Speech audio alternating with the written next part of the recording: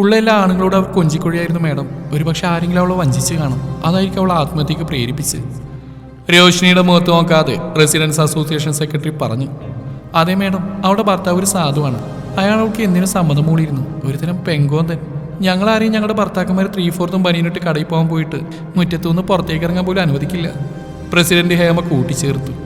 അതുപോലെ രാത്രിയെന്നോ പകരന്നോ ഒന്നുമില്ല മാഡം. പ്രത്യേകിച്ച് ഈ പാട്ടുപാടലൊക്കെ തുടങ്ങിയാൽ പിന്നെ ആരൊക്കെയോ വിളിക്കാൻ വരും, ആരൊക്കെയോ കൊണ്ടുവിടും. ഒരു കേസായിട്ടാണ് എനിക്ക് തോന്നിയിട്ടുള്ളത്. ഭാര്യ ഗൾഫിലുള്ള ഇക്ലിയമ്മാവൻ പ്രസ്താവിച്ചു. റോഷ്നി സെക്യൂരിറ്റി പയ്യനെ നോക്കി. അവന്റെ മുഖം കണ്ടാൽ അറിയാം അവർ പറഞ്ഞൊന്നും അവന് ദഹിച്ചിരുന്നില്ലെന്ന്. എത്ര നാളെ ഇവിടെ ജോലി കയറിയിട്ട്? അവർ വരുന്നതിന് മുന്നേ വന്നാണ്. മുഖത്ത് നോക്കാതെ കള്ളലക്ഷണത്തോടെയുള്ള അവന്റെ മറുപടി രോഷിനിക്ക് പിടിച്ചില്ല. അവരെ പറ്റി നിനക്കെന്താ പറയാനുള്ളത്?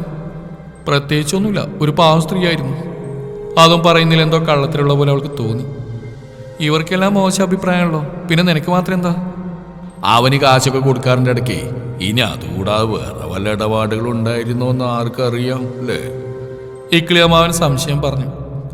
നിനക്കെതിനെ അവർ പണം തന്നിരുന്നു? എനിക്കറിയില്ല. ഇടയ്ക്ക് വരും, എൻ്റെ കാര്യങ്ങളൊക്കെ തിരക്കും.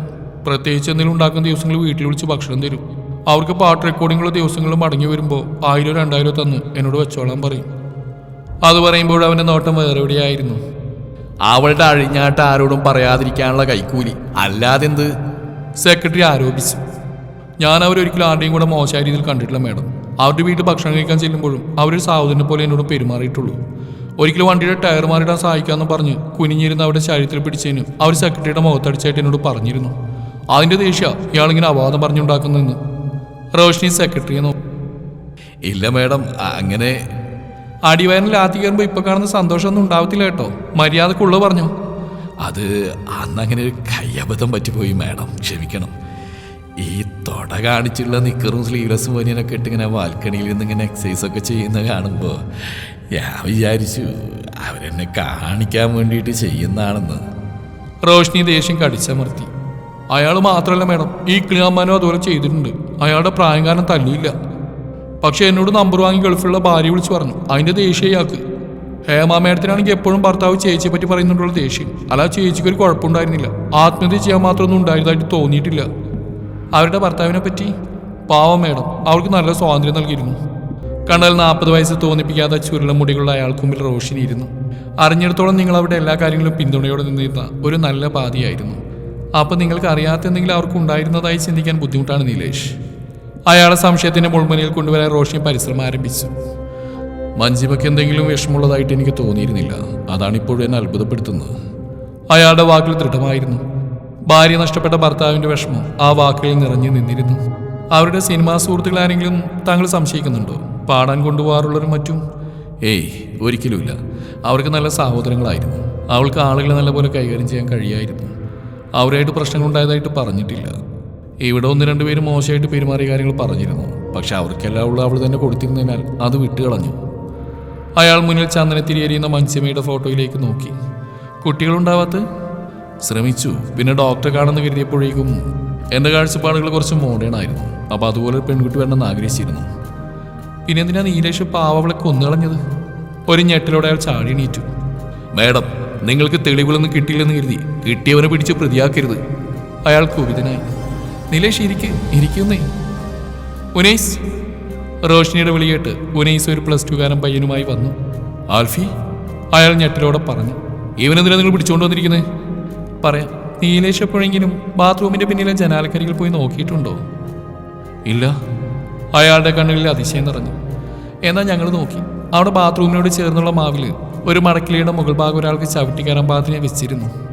അതിൽ ചവിട്ടി മറ്റു 2 പൊത്തുകളിലും ചില്ലകളിലും ചവിട്ടിയ മുകളിൽ സുഖമായിട്ട് കയറിയിരുന്ന് ബാത്റൂമിൽ കുളിക്കുന്ന കാണാം.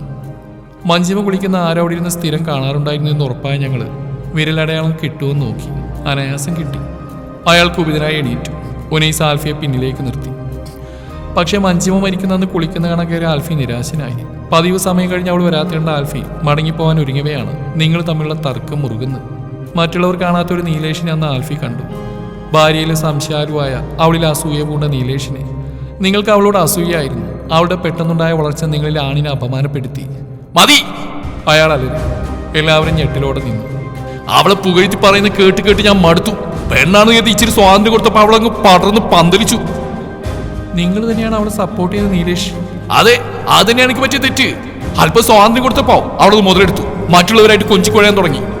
തോന്നിയ സമയത്ത് പോയി വരാൻ തുടങ്ങി. എന്നെക്കാൾ വരുമാനം വന്നപ്പോ ഭർത്താവിനേക്കാൾ മേലെയാണ് ഭാര്യ എന്ന് അവൾക്ക് തോന്നി തുടങ്ങി. അവളങ്ങനെ പെരുമാറിയോ? എന്തിനങ്ങനെ പെരുമാറണം? മനസ്സിലാക്കാവുന്നല്ലേ ഉള്ളൂ. അവള് ഭർത്താവിന്റെ വാക്കിനപ്പുറം നടന്നപ്പോ എല്ലാവരുടെയും മുമ്പിൽ ഞാൻ പെങ്കോന്നനായി. അവള് സ്വന്തമായിട്ട് കാറ് വാങ്ങി. പെണ്ണായ അവൾക്ക് എന്തിനാ കാറ്? ഞാൻ കൊണ്ടുവിട്ടില്ലേ? എന്നെ ഒഴിവാക്കി അവൾ ചെറുപ്പക്കാർ പയ്യന്മാരായിട്ട് ചങ്ങാത്തം തുടങ്ങി. എനിക്കൊരു കുഞ്ഞിന് വേണമെന്ന് പറഞ്ഞപ്പോ 2 വർഷം കൂടി കാത്തിരിക്കാൻ അവൾ പറഞ്ഞു. ഞാനാ ഭർത്താവ്, അവളല്ല. അവള് ഭാര്യ. എനിക്ക് അടിമപ്പെട്ടവളാണെന്ന് അവൾ മറന്നു. അയാൾ വെറുമൊരു സദാചാരവാദിയെ പോലെ പെരുമാറി. ഇതാണ് നിങ്ങളുടെ മോഡേൺ ചിന്താഗതി നീലേഷ്? എന്നു മുതലാ ഭാര്യ ഭർത്താവിന്റെ അടിമയായി തുടങ്ങിയത്? അങ്ങനെ ഞാനും ചിന്തിച്ചതിന്റെ തെറ്റ്. പെണ്ണിന് സ്വാതന്ത്ര്യം നൽകി അവളത് മുതലെടുക്കുന്നു പറയുന്നത് എത്രയോ ശരിയാ. നീലേഷ്, പെണ്ണിന് സ്വാതന്ത്ര്യം നൽകുന്നതിനെ കുറിച്ച് പറയുമ്പോൾ ഉടനെ അത് ലൈംഗികതയുമായിട്ട് ബന്ധപ്പെടുന്നത് എന്തിനാണെന്ന് എനിക്ക് മനസ്സിലാവുന്നില്ല. അതുമാത്രമാണ് സ്വാതന്ത്ര്യം? സ്വന്തം വീടിന്റെ ബാൽക്കണിയിൽ എക്സസൈസ് ചെയ്യുന്നവളെ എത്തി നോക്കി അവളെ തന്നെ കാണിക്കാനാണെന്ന് ചിന്തിക്കുന്ന അവളുടെ തെറ്റാണോ അതോ ചിന്തിക്കുന്നവരുടെ തെറ്റോ? ഒരു ഭാര്യ പൂർണ്ണ സ്വാതന്ത്ര്യത്തോടെ അവർക്ക് ഇഷ്ടമുള്ള വസ്ത്രങ്ങൾ ധരിക്കുകയും അവർക്ക് ഇഷ്ടമുള്ള ഫ്രണ്ട്സിനൊപ്പം സഞ്ചരിക്കുകയും അവൾക്ക് ഇഷ്ടമുള്ള പ്രൊഫഷനിൽ തിളങ്ങുകയും ചെയ്യുമ്പോൾ ഒരു ഭർത്താവ് എന്ന നിലയിൽ നിങ്ങൾ വിജയമായിരുന്നു നീലേഷ്. അല്ലാതെ അതുകൊണ്ട് നിങ്ങൾ പെങ്കോന്നരാവുന്നില്ല. അത് കാണുന്ന സമൂഹത്തിന്റെ കാഴ്ചപ്പാടിന്റെ പ്രശ്നമാണ്. പിന്നെ കുഞ്ഞ്, നിങ്ങൾ ആണുങ്ങൾക്ക് അതൊരു രാത്രിയുടെ മെനക്കേടാണെങ്കിൽ ഞങ്ങൾ പെണ്ണുങ്ങൾക്ക് അതൊരു വർഷം നീണ്ടു നിൽക്കുന്ന ശാരീരിക മാനസിക സംഘർഷങ്ങളുടെ കാലഘട്ടമാണ്. അപ്പോൾ അതിനുള്ള തയ്യാറെടുപ്പിന് തീരുമാനമെടുക്കാൻ അവൾക്കും തുല്യ അവകാശമില്ലേ? ഭാര്യ പങ്കാളിയാണ് നീലേഷ്, അടിമയല്ല. ഭർത്താവ് വളർന്നു കുറിച്ച് നൽകേണ്ടതല്ല അവളുടെ സ്വാതന്ത്ര്യം. അധ്വാനിച്ച് പണം ഉണ്ടാക്കുമ്പോൾ കൂടുതൽ സമ്പാദിച്ചാൽ നിങ്ങളുടെ ഭാരത്രയും കുറയുകയല്ലേ ചെയ്യുക നീലേഷ്? നിങ്ങൾ എത്ര ന്യായീകരിച്ചാലും പെൺബുദ്ധി എന്നും പിൻബുദ്ധി തന്നെയാണ് മാഡം. അങ്ങനെ ഒരു കാലം ഉണ്ടായിരുന്നിരിക്കാം നീലേഷ്. അതൊക്കെ പണ്ട് അടച്ചുപൂട്ടി വീട്ടിൽ അടുക്കള പണിക്കും കഴപ്പ് തീർക്കാനും പെറ്റുപോറ്റാനും മാത്രം അവർ അനുവദിച്ചിരുന്ന കാലത്ത്. ഒരുപക്ഷെ അന്നത്തെ പ്രായോഗിക വിദ്യാഭ്യാസമോ പുറത്തിറങ്ങിയുള്ള പരിചയമില്ലാത്ത പെണ്ണുങ്ങളെടുക്കുന്ന തീരുമാനങ്ങൾ ചിലപ്പോൾ മണ്ടത്തരങ്ങളായിരുന്നിരിക്കാം. ഇന്ന് എല്ലാവർക്കും വിദ്യാഭ്യാസമുണ്ട്, ലോകപരിചയമുണ്ട്. അവർ സ്വന്തം ചിറകുകൾ വെച്ച് പറന്നു തുടങ്ങി. അത് കണ്ട് അസൂയപ്പെടുന്നതിന് പകരം അഭിമാനിക്കണമായിരുന്നു നീലേഷ്. നിങ്ങളന്ന് മഞ്ജിമയോട് പറഞ്ഞ കുത്തുവാക്കൾ അത്രയും ആൽഫി ഞങ്ങളോട് പറഞ്ഞു. അവൾ ആത്മഹത്യ ചെയ്തായിരിക്കാം, പക്ഷെ കാരണം നിങ്ങളാണ്. നിങ്ങൾ കൊന്നതാണ് അവളെ. ഈഗോ തലക്ക് പിടിച്ച ഒരു പുരുഷന്റെ ഭ്രാന്ത്. മനസാക്ഷിയുടെ കോടതിയിൽ നിങ്ങൾ എന്തെങ്കിലും മറുപടി പറയേണ്ടി വരും നീലേഷ്. കാലം നിങ്ങളുടെ കയ്യിൽ വിലങ്ങണിക്കുന്ന കാലം വിദൂരമല്ല. അപ്പോഴയാൾ പുഞ്ചിരിച്ചു. പെണ്ണിനെ തുല്യനായി കാണാൻ ഒരിക്കലും കഴിയാത്തവന്റെ കൊലച്ചിരി.